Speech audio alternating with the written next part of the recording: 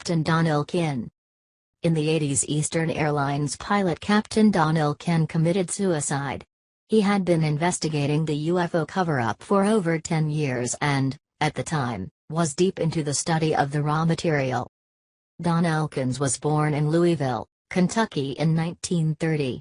He held a B.S. and M.S. in mechanical engineering, and a Ph.D. in philosophy from an English university, was professor of physics and engineering at the University of Louisville for 12 years, and founder and head of the University of Alaska's Mechanical Engineering Department in 1960–61.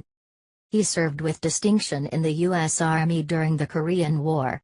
In 1965 he left his position as tenured professor in order to give himself more time for UFO and paranormal research, and became a Boeing 727 pilot, eventually captain, for Eastern Airlines until his death by suicide on November 7, 1984. In 1955 Elkins began using age regression hypnosis to research reincarnation. He talked with and visited UFO contactees all over the United States, often piloting his own small plane, and investigated the many areas of paranormal study into which UFOs led him through the years, corresponding with and visiting a wide variety of scholars and researchers as well as experiencers, abductees and many others, defying categorization throughout his very active career as a researcher. At the time of his death, Elkins was deep into the study of the raw material, a lengthy and complex series of channeled teachings that had begun in January 1981 and which he had been researching with Carla Rueckert and James McCarty. There are reports of negative psychological interferences having developed during this latter investigation. Dorothy Kilgallen. Dorothy Kilgallen was the most famous syndicated woman journalist of her day. Stationed in England in 1954–55, and privy to the highest levels of English society and its secrets, she wired 2 unusual dispatches which may have contributed to her death. The first, sent in February 1954, mentioned a special hush-hush meeting of the world's military heads scheduled to take place the following summer. The 1955 dispatch, which barely preceded her death from an alleged overdose of sleeping pills and alcohol, a la Marilyn Monroe, quoted an unnamed British official of cabinet rank. "We believe, on the basis of our inquiry thus far, that saucers were staffed by small men probably under 4 feet tall. It's frightening, but there is no denying the flying saucers come from another planet." Astronomer Mill Jessup. When astronomer and archaeologist M.K. Jessup allegedly committed suicide in Dade County Park, Florida, in 1959, certain alarm bells should have gone off. There is no doubt the well-known author of such influential works as The Case for the UFO and The Expanding Case for the UFO had been depressed. Things had not been going well for him, and he had, it must be admitted, indicated his gloom to close friends, Ivan Sanderson, the biologist, and Long John Nebel, the well-known New York City radio host.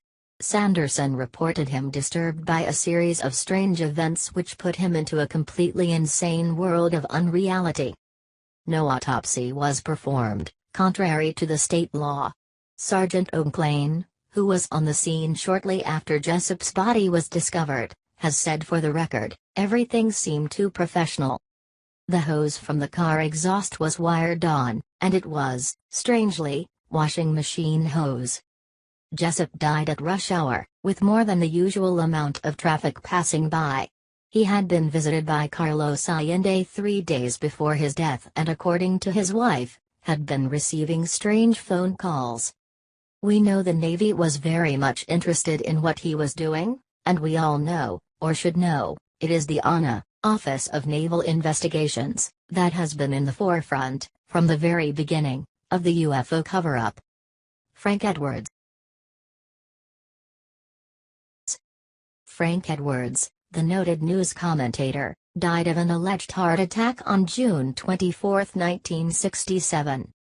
In 1948, Edwards received an advance copy of Flying Saucers Are Real, a magazine article written by retired U.S. Marine Corps Major Donald E. Kehoe.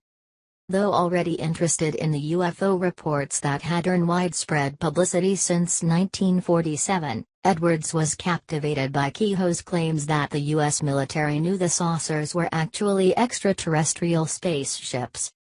Edwards began mentioning UFOs on his radio program, and wrote several books on the subject. He was dismissed from the radio program in 1954, for reasons that remain uncertain. In spite of thousands of letters in protest of his dismissal, Edwards was not reinstated.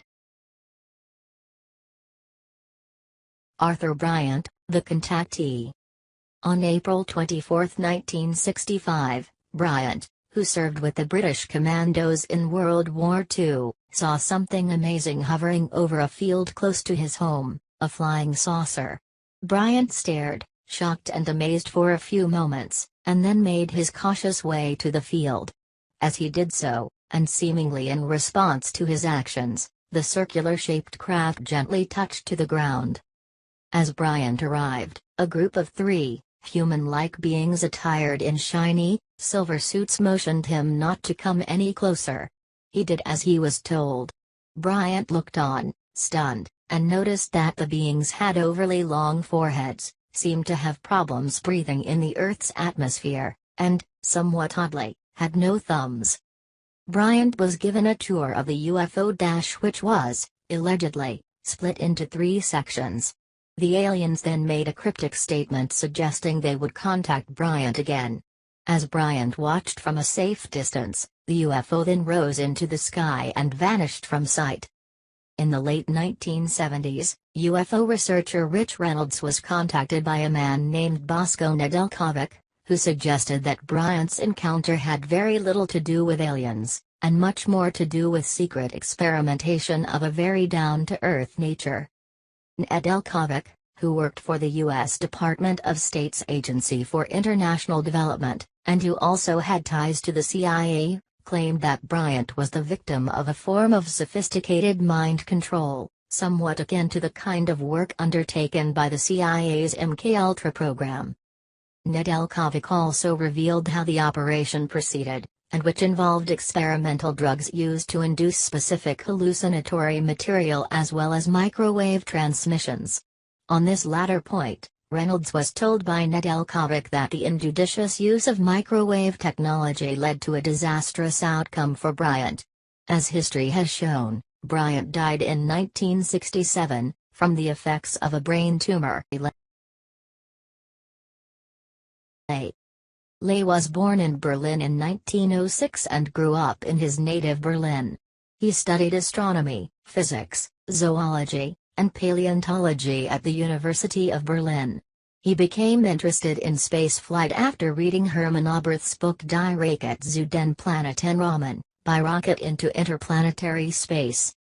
After publishing Die Fahrt ins Weltall, Travel in Outer Space, in 1926, Ley became one of the first members of Germany's amateur rocket group, the Verein VFR, Spaceflight Society, in 1927 and wrote extensively for its journal, Die Rakete, The Rocket.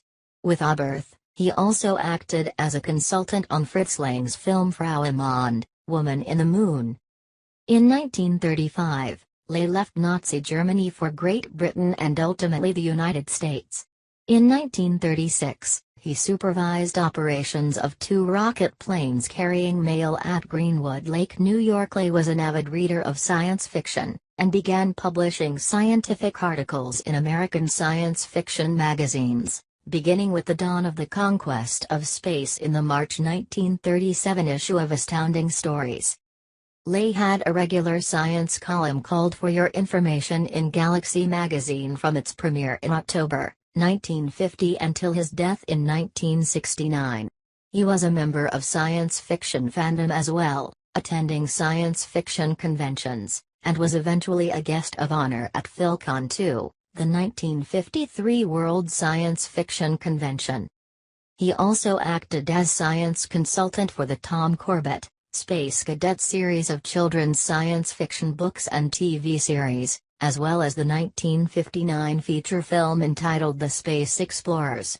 In the late 1950s, he also served as a consultant for Monogram Models, designing a range of space vehicles including the orbital rocket, space taxi passenger rocket and TV orbiter.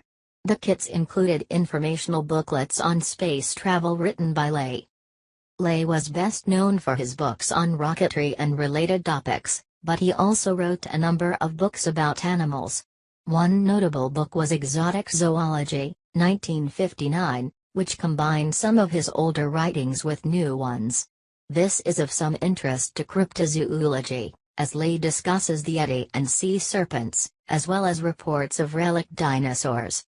The book's first section entertains the possibility that some legendary creatures, like the thrush, the unicorn or the cyclops, might be based on actual animals, or misinterpretation of animals and or their remains.